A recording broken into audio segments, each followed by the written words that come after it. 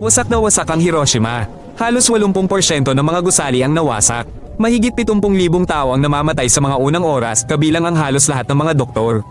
Ang mga natitira ay hindi makakatulong at hindi man lang alam kung paano. Agad na nawala ang unang rake. Nasunog at mabilis na namatay ang pangatlo. Nagpupumiglas pa rin ang pangatlo, nagtatago sa isang sira-sirang kamalig, umiinom mula sa kanal, kumakain ng bigas.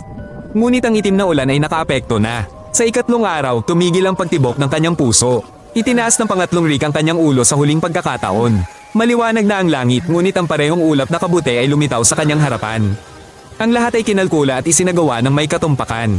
Ang pagsabog sa himpapawid, ang pagpili ng panahon, ang taas, lahat ng ito ay ginawa para sa isang dahilan.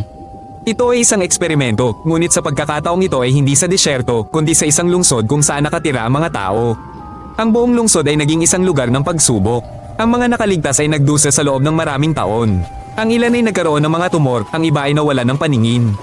Maraming mga bata ang ipinanganak na may kapansanan at kahit na ilang dekada na ang lumipas, ang mga epekto ay hindi nawala.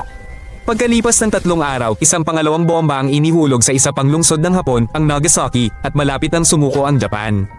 Matatapos ang digmaan, ngunit magkakaiba ang sangkatauhan. Maiintindihan ng lahat, mayroon na tayong sandata na kayang sumire sa lahat ng sibilisasyon. Papasok na ang mundo sa panahon ng nuclear. Nagsisimula na ang isang karera ng armas. Ang US, ang USSR, Britain, China, lahat ay nagnanais ng sarili nilang bomba. Itinatayo na ang mga silo, submarino, at mga missile. Ang Hiroshima ay nagiging isang salitang magpapakilabot sa iyo. Tapos na ang ating eksperimento at sa unang pagkakataon, 3 rake ang sabay-sabay na namatay. Mag-subscribe, hindi ito madali para sa kanila. Panoorin ang buong episode sa YouTube channel na ito si Rick.